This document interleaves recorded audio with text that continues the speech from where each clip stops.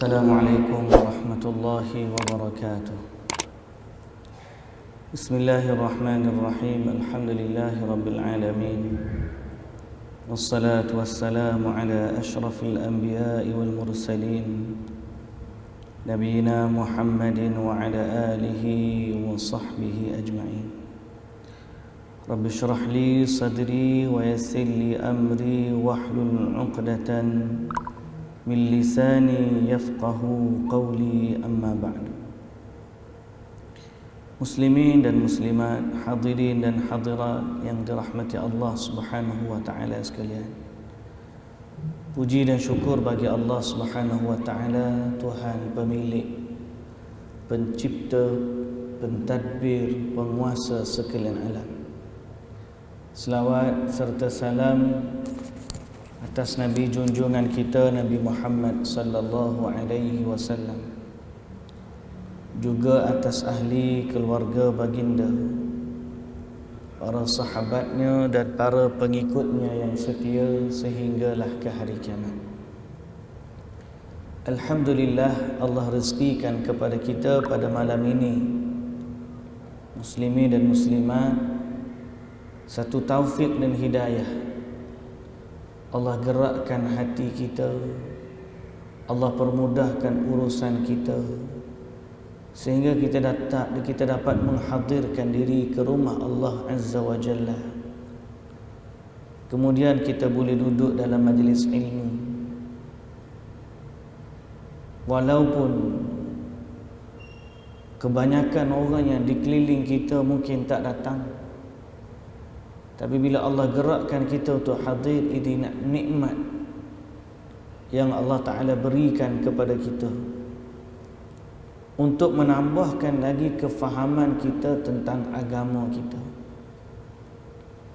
Kerana agama inilah yang menjadi tunjang urusan kita apabila kita sampai menghadap Allah Subhanahu wa Ta'ala.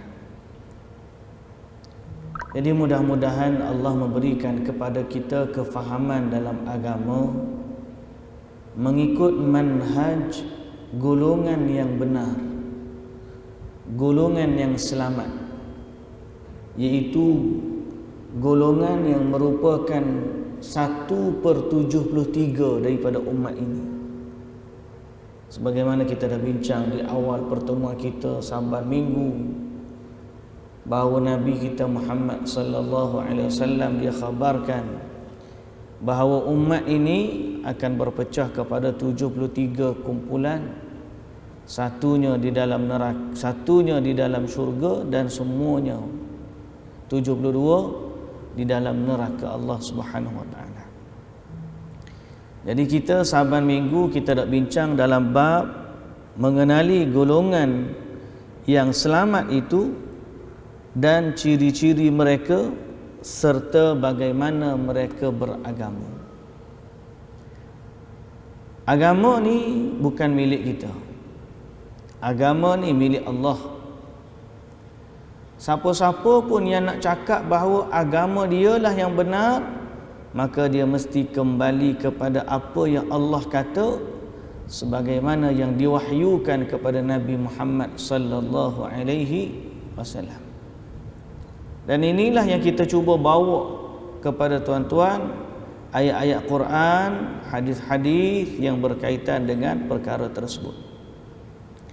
Malam ni kita berada pada kitab Al-Firqatun Najiyah, manhaj Firqatun Najiyah. Itulah manhaj kumpulan yang selamat ini berada pada bahagian yang ke-6.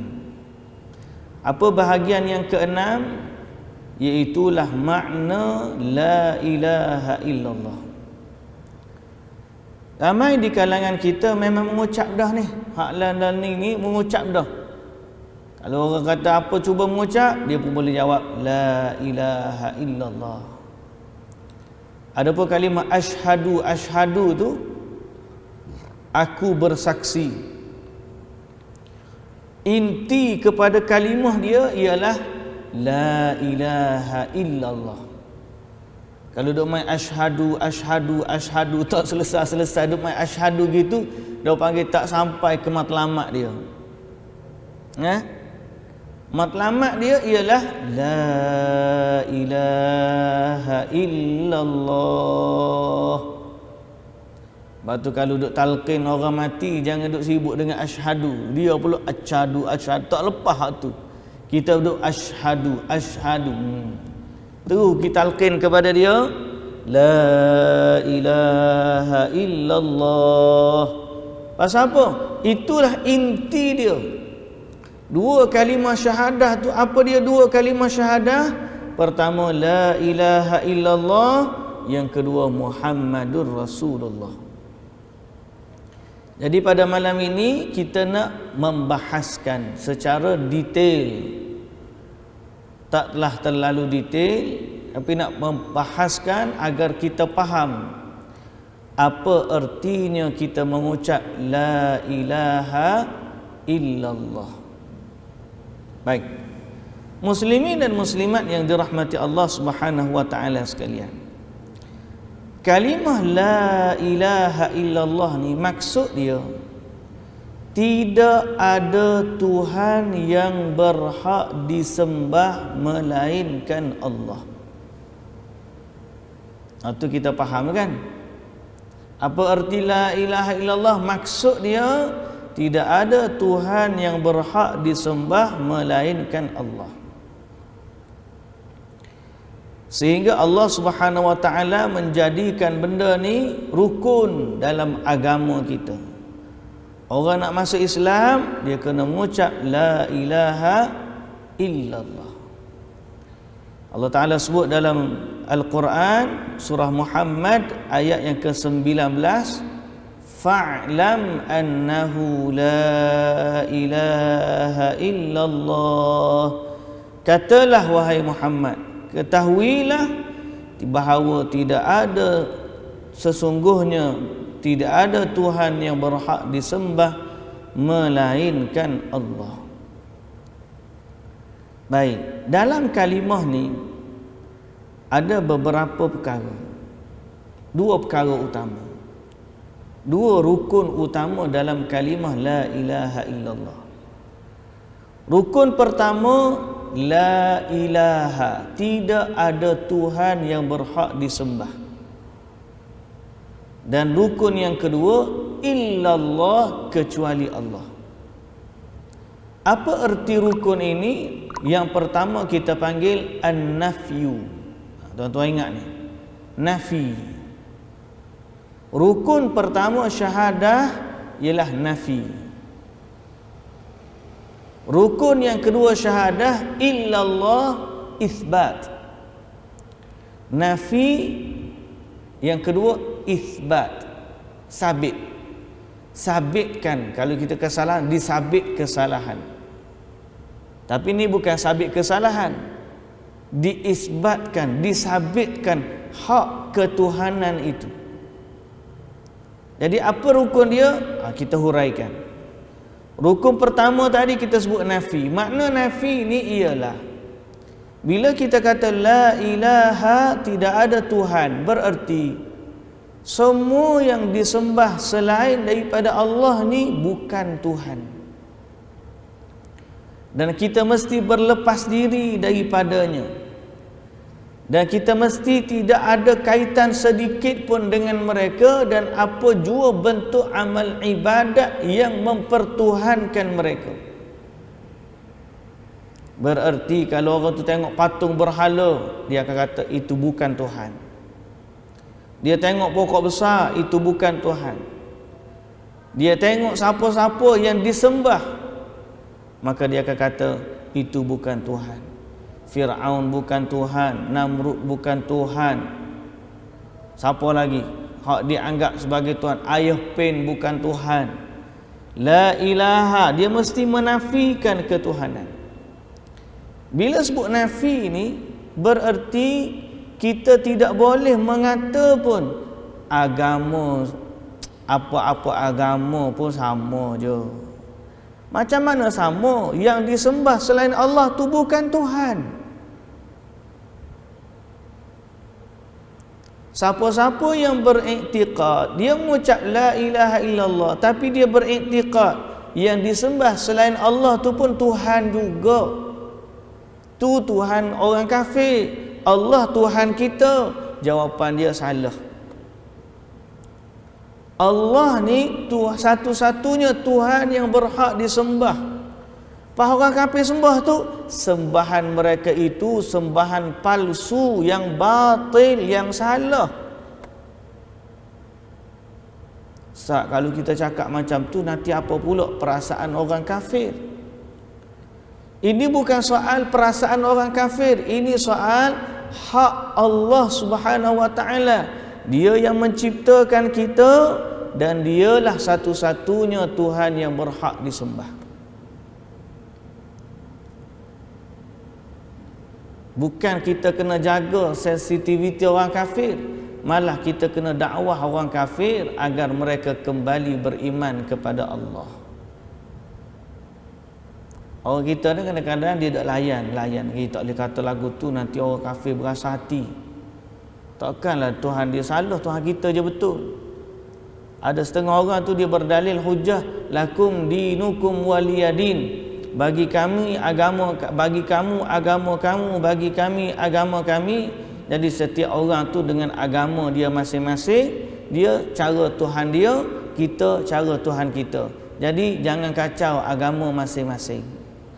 Tak betul. Tak betul. Siapa yang merasa, sehingga ada orang kata, janganlah kita rasa Islam je betul. Itu nama dia ekstrim. Kalau kata Islam saja betul, ekstrim. Tuan-tuan, itu bukan ekstrim namanya. Itu adalah kebenaran. Dan itulah merupakan hak Allah pencipta sekalian alam. Kita dah belajar sebelum daripada ni tauhid kan. Tauhid ni ada tauhid rububiyah, tauhid uluhiyah, tauhid asma' wa sifat. Tauhid rububiyah ni bererti hanya Allah Ta'ala yang mencipta sekalian alam. Hanya Allah yang berkuasa mentadbir alam semesta. Hanya Allah yang menghidupkan dan hanya Allah mematikan. Hanya Allah memberikan manfaat dan hanya Allah mendatangkan mudarat. Hanya Allah yang memberi sakit dan hanya Allah yang memberi sembuh.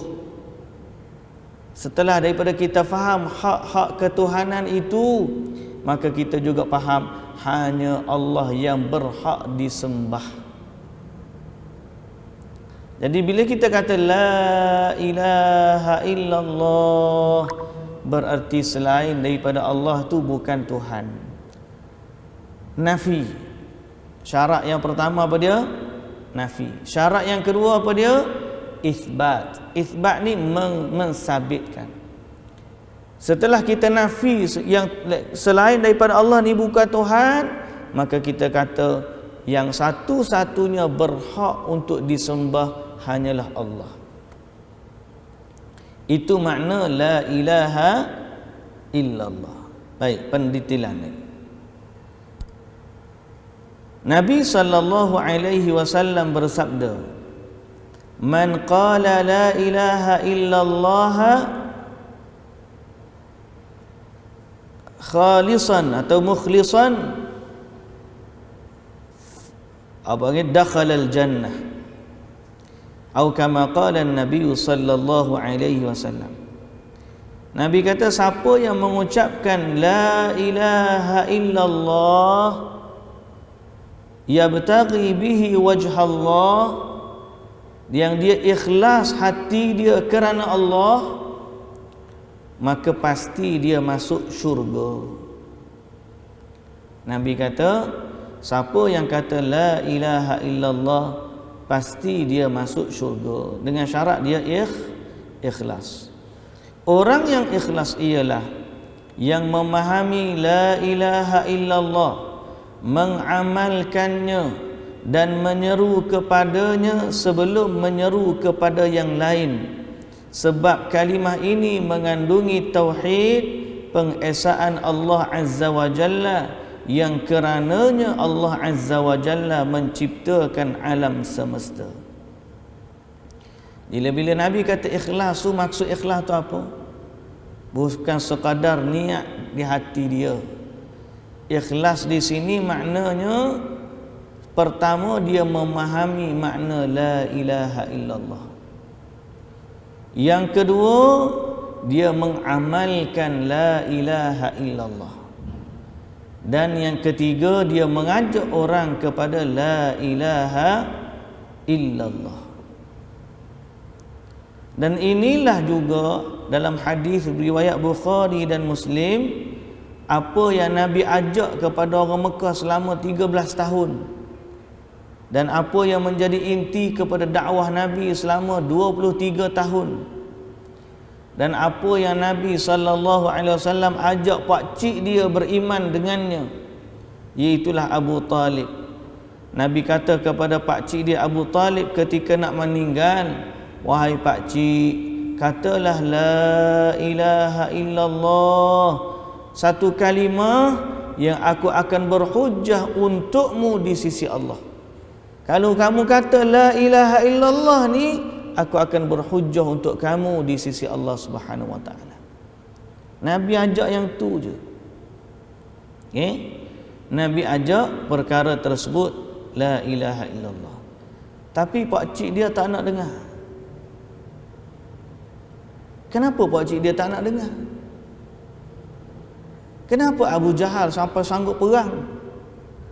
Padahal kalau kita zaman kita ni, apa salahnya, takkan nak mati pun sebutlah la ilaha illallah. Kan? Tapi dia tak sebut sebab dia faham. Di saat dia kata la ilaha illallah, dia kena tinggalkan semua sembahan-sembahan yang selama ni dia sembah, yang ada di keliling Kaabah tu.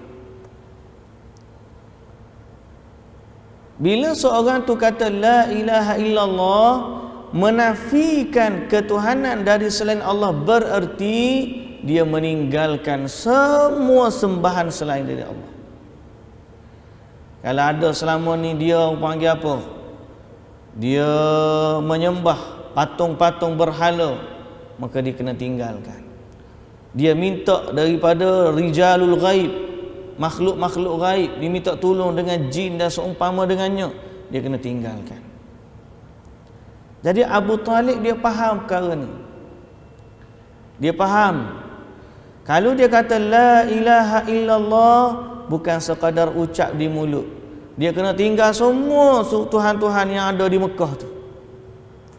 Dekat Kaabah tu ada berapa ratus berhala? Ada 360 berhala. Waktu Nabi tawan kota Mekah, Nabi keluarkan daripada Masjidil Haram, keliling Kaabah tu ada 360 patung berhala. Jadi mereka ni dia faham, kalau dia kata la ilaha illallah, dia kena tinggal semua tu. Jadi Abu Talib kata tak nak. Lalu dia kata ala millati Abdul Muttalib, aku berada di atas agamanya Abdul Muttalib. Apa agamanya Abdul Muttalib? Dia menjadikan berhala-berhala sebagai perantara kepada Allah. Kalau kita tanya sekali lagi tuan-tuan, Abu Talib baik, Abu Jahal baik, orang kafir lain di Mekah zaman tu, dia kenal dak Allah Ta'ala?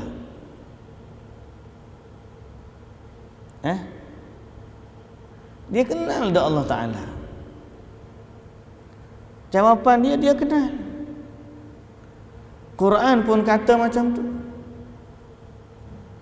Dan lagi bukti yang menjadikan kenal ialah nama ayah Nabi Abdullah, hamba kepada Allah. Jadi orang Quraisy pada masa tu dia kenal Allah. Dia kenal Allah.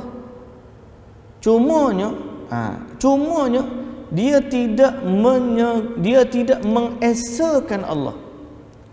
Dia mengisbatkan ketuhanan bagi Allah, tapi dia tak nafi daripada yang lain tu. Ada 360 berhala yang dia sembah bersama dengan Allah. Allah dia minta waktu dia hajat susah, waktu tengah laut, waktu dia minta dengan Allah. Tapi dalam keadaan biasa dia minta dengan Tuhan-Tuhan lain yang ada di keliling Kaabah sebagai perantara kepada Allah. Sebagai perantara kepada Allah. Jadi kita faham bahawa orang musyrikin ni bukan dia tak kenal Allah, tapi isu dia ialah dia tidak menafikan Tuhan-Tuhan yang lain selain dari Allah. Jadi macam mana? Jadi kita ni jangan rasa la ilaha illallah ni sekadar ucapan di lidah saja. Kalau seorang tu mengucap la ilaha illallah tapi dia tidak menafikan sembahan-sembah lain selain dari Allah, maka syahadah dia boleh terbatal. Walaupun dia mengucap la ilaha illallah tapi tidak sah di sisi Allah, tidak dikira di sisi Allah. Kenapa? Tidak memenuhi syarat-syarat dia. Baik muslimin dan muslimat yang dirahmati Allah, Rasulullah sallallahu alaihi wasallam tinggal di Mekah selama 13 tahun. Selama 13 tahun itulah baginda mengajak bangsa Arab untuk kata la ilaha illallah. Mereka pun menjawab. Orang-orang Mekah masa tu jawab, Tuhan tu satu. Dia tak boleh terima idea Tuhan tu satu. Pada dia Tuhan ni banyak. Ada hak jauh, kalau contoh katalah ni agama-agama lain ni, dia banyak dewa-dewa. Dewa-dewa tu bagi mereka memiliki kuasa ketuhanan. Dewa ni menurunkan hujan, dewa ni memberi rezeki, dewa ni memberi zuriat, dewa ni jodoh, dewa ni bisnes, dewa macam-macam. Jadi bila datang agama Islam, dia membatalkan semua sembahan-sembahan tu. Mu nak rezeki minta dengan Allah, mu nak kaya minta dengan Allah, mu nak zuriat minta dengan Allah, nak sihat minta dengan Allah, nak panjang umur minta dengan Allah. Semua hajat kita ni kita minta dengan Tuhan. Dan Tuhan bagi kita hanya satu saja, iaitu Allah Subhanahu Wa Taala. Maka orang kafir bila dengar Nabi ajak kepada Tuhan yang satu, dia heran. Aja'alal alihata ilahan wahida inna hadza la syai'un ujab. Dia kata Tuhan-Tuhan ramai ni sebenarnya satu je Tuhan. Peliknya dia kata. Dia rasa aneh bila mengajak kepada Tuhan yang satu. Demikian itu kerana bangsa Arab memahami makna kalimat ini. Sesungguhnya barang siapa mengucapkannya, nescaya dia tidak menyembah selain dari Allah Azza wa Jalla. Maka mereka pun meninggalkannya dan tidak mengucapkannya. Jadi Abu Talib dia tak nak ucap tu sebab dia tak nak tinggal Tuhan-Tuhan yang lain tu. Abu Jahal dia tak nak ucap tu sebab dia tak nak tinggal Tuhan-Tuhan lain. Dan mereka faham bila mereka kata la ilaha illallah, berarti dalam masa yang sama mereka tidak boleh menyembah Tuhan selain dari Allah. Yang ni yang kita salah faham. Sebahagian daripada masyarakat dia anggap bila dia kata la ilaha illallah dia dah masuk Islam. Tapi dia tak faham erti menafikan dari selain Allah. Dia tak faham maksud mengisbatkan ketuhanan hanya untuk Allah. Tiba-tiba waktu minta hajat, dia minta dengan kubur. Dia minta dengan perigi-perigi keramat. Rezeki dia minta dengan burung-burung mergak. Burung apa? Burung orang kata burung dari kayangan tu ke apa? Burung apa? Cendrawasih. Burung cendrawasih. Bila burung cendrawasih ni dapat rezeki murah. Kita ni kalau betul la ilaha illallah, minta dengan Allah je. Jangan minta selain dari Allah. Itu hakikat makna la ilaha illallah. Bukan sekadar ucapan di lidah, difahami dalam hati dan diamalkan dengan anggota. Makna la ilaha illallah. Tiba-tiba dia pun kata, "Ai, kita ni nak selamat ni kena buat kenduri sikit." Kenduri kat siapa? Nak puja ruh-ruh semangat. Puja pantai, nak pergi ke laut. Sebelum turun ke laut, kita bakar dulu kemenyan, kita hanyutkan dulu jamuan-jamuan untuk ruh semangat laut. Siapa yang buat begitu, dia telah membatalkan la ilaha illallah dia. Ataupun lah ni orang tak puja dalam bentuk lagu tu dah. Okey? Mungkin dia buat dalam bentuk baru. Nak pergi hijau, kena pakai tangkal sesuatu, azimat sesuatu, maka letak di pintu pejabat dia. Ataupun dia minta dengan orang-orang yang dia seru secara gaib. Wahai fulan bin fulan, dia tak nampak orang tu, dia seru nama dia. Lalu dia minta dengan orang tu sesuatu yang menjadi hak milik Allah Ta'ala. Batallah la ilaha illallah dia. Dan kita pernah sebut sebelum dari ini, pembatal kalimah syahadah. Batal, tuan-tuan, bukan main-main. Siapa yang kata batal la ilaha illallah dia, siapa yang terbatal la ilaha illallah, maka dia binasa. Baik. Jadi orang-orang kafir dulu di Mekah dia tahu bila Nabi ajak kepada la ilaha illallah, bererti dia kena tinggal semua tuhan-tuhan yang ada bersama dengan mereka selain dari Allah. Lalu mereka enggan mengatakannya kerana mereka tak dapat terima idea bahawa Tuhan ni satu sahaja. Maka Allah Subhanahu wa taala berfirman kepada mereka, sesungguhnya mereka dahulu apabila dikatakan kepada mereka la ilaha illallah, mereka menyombongkan diri dan mereka berkata, apakah sesungguhnya kami harus meninggalkan sembahan-sembahan kami hanya kerana seorang penyair yang gila. Dia kata ke siapa ni? Dia kata kepada Nabi Muhammad, takkanlah kami nak tinggal Tuhan-Tuhan kami hanya disebabkan perkataan seorang gila lelaki yang gila ni.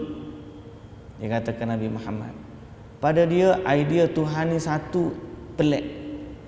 Yang dia dah biasa ialah Tuhan ni ramai. Hak jaga langit lah asing, hak jaga bumi asing, hak jaga rezeki asing, hak jaga panggil air asing, hak jaga gunung asing, hak jaga macam-macam lah, asing-asing berlaku. Sedang kita agama Islam, Allah ni hasbunallahu wa ni'mal wakil. Cukuplah Allah bagi kita dan dialah sebaik-baik tempat kita serahkan urusan kita.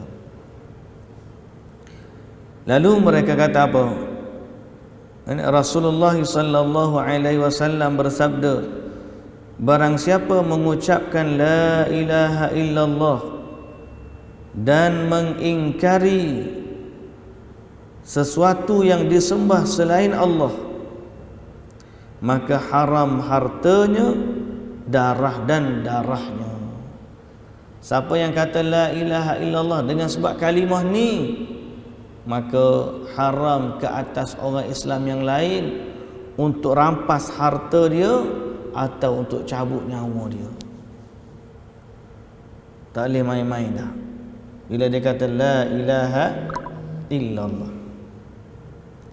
Muslimin dan muslimat yang dirahmati Allah Subhanahu wa taala, makna hadis tersebut bahawasanya mengucapkan syahadah mewajibkan ia mengkufuri dan mengingkari setiap penyembahan kepada selain Allah. Jadi kalau orang tu kata la ilaha illallah, mesti ingkar sembahan selain Allah.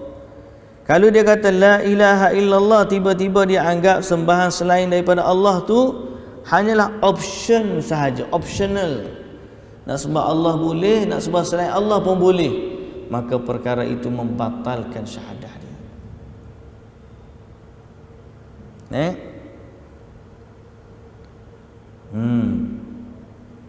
dan dia mesti mengkufuri, mengingkari.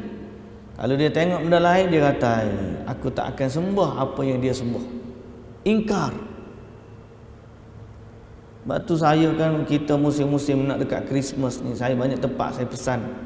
Tiap-tiap tahun ustaz-ustaz nak kena pesan bahawa sambut hari Christmas itu ada kaitan dengan la ilaha illallah. Di mana orang yang menyambut Merry Christmas, dia mengisbatkan ketuhanan Jesus. Dia kata Jesus tu anak Tuhan.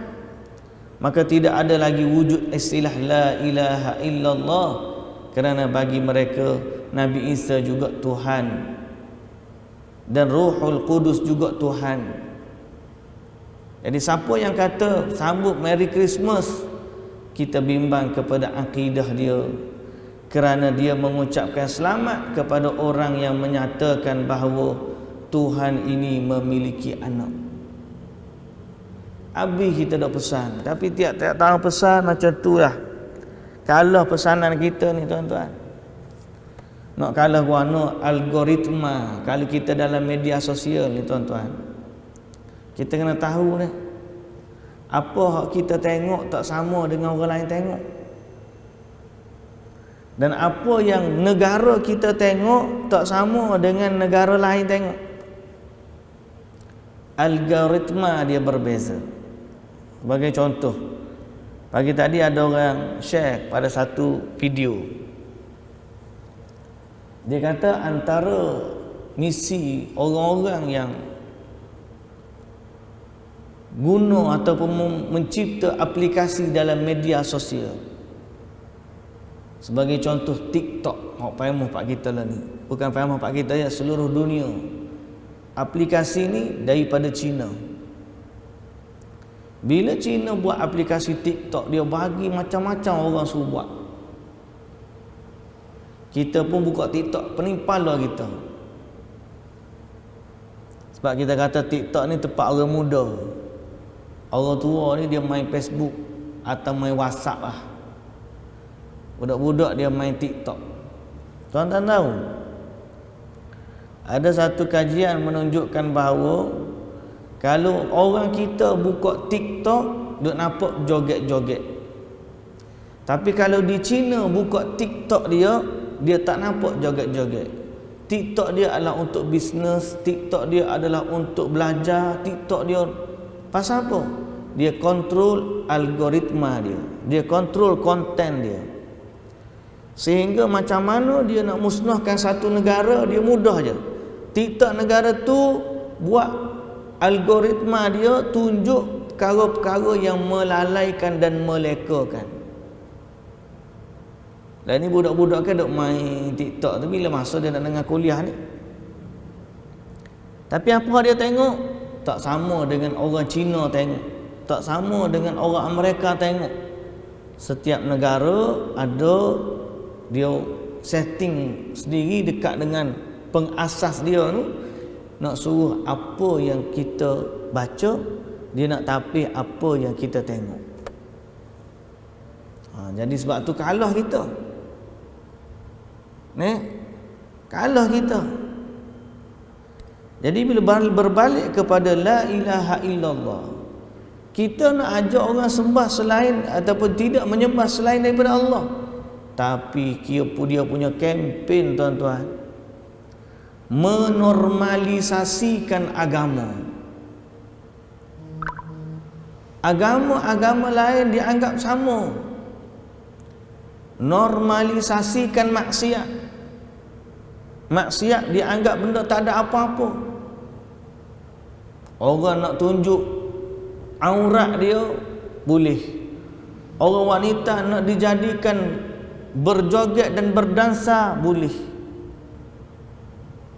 Orang tak kisah, sehingga akhirnya orang tak segan silu melakukan perkara yang dimurkai dan dilaknat oleh Allah Subhanahu Wa Taala. Jadi kita ni saban tahun payah nak semua.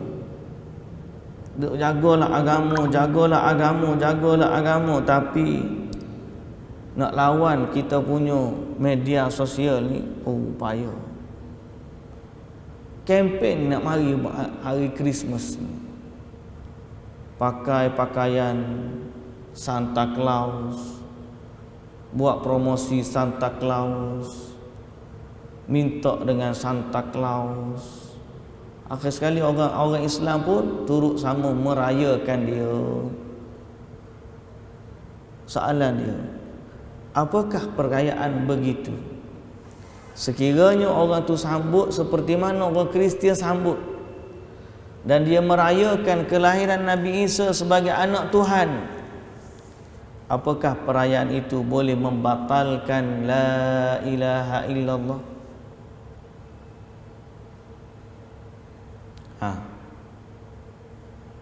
Sebab kita kata la ilaha illallah, tidak ada Tuhan yang berhak disembah melainkan Allah. Tiba-tiba ada orang sambut anak Tuhan, kita pun kata ucapan tahniah kepada dia, dan kita turut sama berpakaian dengan pakaian-pakaian keagamaan dia. Batal tak la ilaha illallah? Batal. Tu Merry Christmas. Kalau tiba-tiba perayaan orang musyrik yang lain, penyembah berhala,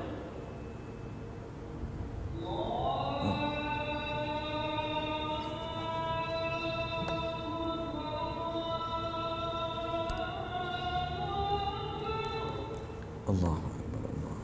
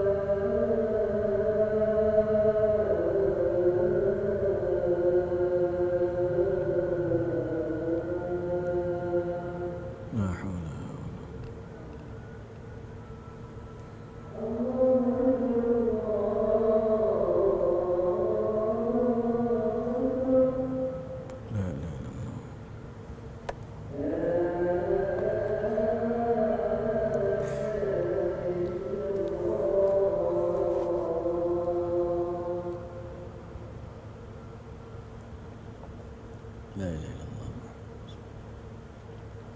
ولا أشهد أن لا إله إلا الله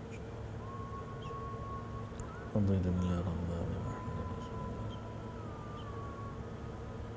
اللهم رب هذه الدعوة التامة والصلاة القائمة